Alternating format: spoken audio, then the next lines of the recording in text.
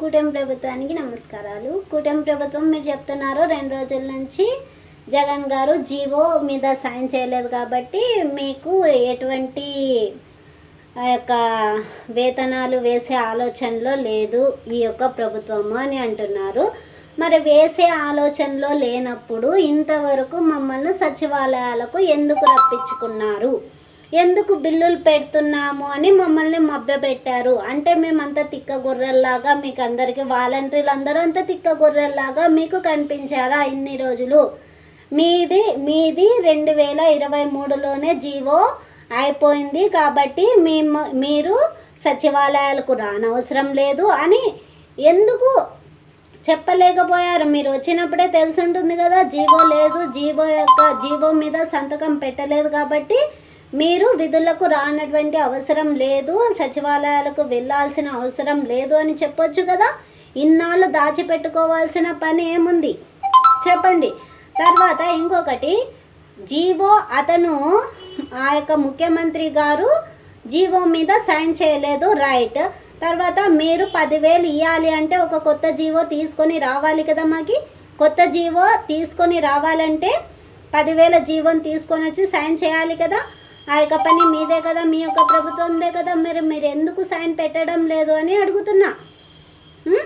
నిరుద్యోగులం 2,60,000 మందికి తను ఉపాధి కల్పిస్తే ఇప్పుడు 2,60,000 మందికి మీరు నిరుద్యోగం కల్పిస్తున్నారు. అతడు ఉద్యోగం కల్పించాడు, ఇతడు నిరుద్యోగం కల్పిస్తున్నాడు. 5,000 ఇచ్చారు, మీరు 10,000 ఇస్తా అని చెప్పేసి లాగేసుకుంటున్నాడు. 5,000 ఇచ్చాడు, 5,000 ఇచ్చి నోట్లో ముద్ద పెడుతుంటే 5,000 నీకు సరిపోవు, నేను 10,000 ఇస్తా అని చెప్పేసి గాలికి ఎగరేసుకొని తన్నినట్లు ఆకాశంలోకి గద్దెలకి ఎగిరిపోయినట్టు ఉంది మా యొక్క పరిస్థితి. చూసిన వాళ్ళంతా ఏమంటున్నారు, మీకు చాలా బాగా శాస్తి జరిగింది, గత ప్రభుత్వంలో అన్న 5,000 అన్న జీతం వచ్చేది, కానీ మీరు కావాలనే 10,000కు ఆశించి ఈ ప్రభుత్వాన్ని తెచ్చుకున్నారు. ఈ ప్రభుత్వం మీకు బాగా చేస్తుంది, తగిన శాస్తి చేసింది అని మేము ప్రజలతో కూడా బయట అనిపించుకుంటున్నాం. బయట పోతే మాకు మొఖాలు చెల్లట్లేదు. మీకు ఉద్యోగాలు లేవంటేనే ప్రతి ఒక్క అమ్మగారు అడుగుతారు, ప్రతి ఒక్క అయ్యగారు అడుగుతారు, ఏమైనా వాలంటీర్గా నువ్వు, ఇంతకీ నీకు వాలంటీర్కి ఉద్యోగం లేదంటనే, తీసేసినారంటనే అంటే మా తలకాయలు ఎక్కడ పెట్టుకోవాలి?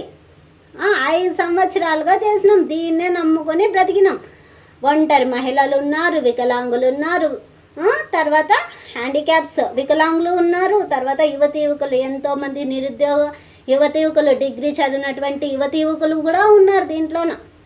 అందరూ మీ యొక్క కూటమి ప్రభుత్వాన్ని నమ్ముకొని 10,000 ఇస్తారు అని నమ్మి ఆశించి ఓటేసిన వాళ్ళు ఉన్నారు. మా యొక్క ఓటుని దుర్వినియోగపరుచుకున్నామని మేమే తలదించుకునేలాగా మీరు ఈరోజు చేస్తున్నారు. ఎన్నికలకు ముందు ఒక మాట, ఎన్నికల తర్వాత ఒక మాట, ఏరు దాటాక ఎల్లన్న, ఏరు దాటాక పోరా మల్లన్న అన్నట్టుంది మీ పని. మీకు జీవో లేదు అంటే ఇప్పటి వరకు మాకు CFMSID ద్వారానే మే వరకు మాకు జీతాలు చెల్లించారు కదా. అంటే జనవరి 2023లోనే రద్దయింటే మరి ఇంతవరకు జగనన్న ఇంటిలో నుంచి తీసిచ్చాడా మాకు సొమ్ముని? 5,000 ప్రతి వాలంటీర్కి లేదు కదా. ప్రభుత్వ ధనాన్నే ఖర్చు పెట్టింటాడు కదా. అంటే ప్రభుత్వ ధనాన్ని ఖర్చు పెట్టాలి అంటే ప్రతి ఒక్కరి సైన్ కూడా ఉండాలి కదా. ప్రతి ఒక్కరి సైన్ చేస్తేనే కదా మాకు బిల్లుల్లో నుంచి అకౌంట్లోకి వచ్చి జీతాలు పడేది. ఆ యొక్క సైన్లు ఎవరెవరైతే పెట్టింటారో వాళ్ళని పోయి లాక్కొని వచ్చి నువ్వు ఎట్లా సైన్ పెట్టావు, ఈ యొక్క జీవో లేనిదే వీళ్ళకి ఎట్లా సైన్ పెట్టడానికి నీకు హక్కు ఉంది అని చెప్పేసి వాళ్ళని నిలదీసి అడుగు నీకు ధైర్యం ఉంటే. అంతేగాని చిన్న వాళ్ళని అంటే డైరెక్ట్గా వాళ్ళని అడగకుండా కింద వచ్చి చైన్ని లాగితే ఎట్లా అవుతుంది చెప్పు? నువ్వు ఎట్లా సైన్ చేసావు? వీళ్ళకి జీవో లేదు, క్యాన్సిల్ చేసి పడే అని అప్పుడే 2023లో నుంచే మాకు జీవో లేదు, చేసే రైట్ లేదని. ఇప్పుడు ఆ యొక్క సైన్ చేసిన ఆ యొక్క మంత్రి అయితే పోయింటాడులే, ముఖ్యమంత్రి పోయింటాడు, మంత్రి కింద చేసిన మంత్రులు ఉంటారు కదా, కలెక్టర్లు ఉంటారు కదా, వాళ్ళని అడగాల్సింది నిలదీసి ఎట్లా సైన్ చేసినావు వీళ్ళకి, జీవో లేదే ఎట్లా సైన్ చేసినావు, వీళ్ళకి బిల్లులు ఎట్లా పెట్టినావని వాళ్ళని నిలదీసే అడుగు ఇప్పుడు.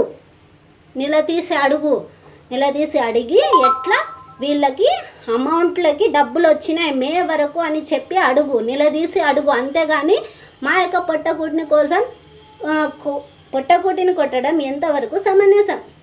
నెక్స్ట్ ఇంకోటి, పార్టీ కండువాల్లో జనసేన పార్టీ వాళ్ళు వచ్చేసి వైఎస్ఆర్సీపీ పార్టీ కండువా ఇట్లా కప్పేస్తే టకాని భుజం మీద చేసుకొని నా వాళ్ళే అని అంగీకరిస్తావు. మరి మేము ఏ పార్టీ కప్పుకోలేదు కాబట్టి ఒక కుండలాగా దొబ్బేస్తే ఎట్లుంటుంది? అంటే కండువాలు కప్పుకుంటే మీకు సమంజసం, కండువాలు కప్పుకోకపోతే ఒక మట్టి కుండతో సమానమా మేము? చెప్పు. ఒక ఆడపిల్లగా అడుగుతున్నాను. ఆడపిల్లలకి ఎంతో న్యాయం చేస్తా అంటావు కదా, ఏం న్యాయం చేసావు? నాకు అలాంటి వాళ్ళకి ఏం న్యాయం చేసావు నువ్వు అడుగుతున్నా అని చెప్పు.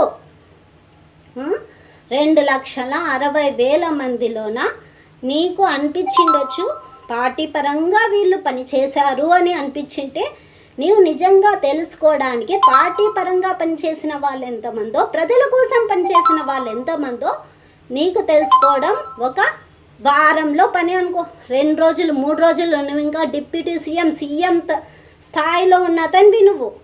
నీకు ఎన్ని రోజులు తలుచుకుంటే గంట 2 గంటలు లేదా 2 రోజుల్లో తెలుసుకోవచ్చు ఎవరెవరి పార్టీ తరపున పనిచేశారు, ఎవరెవరు ప్రజల తరపున పనిచేశారు అని తెలుసుకోవడానికి.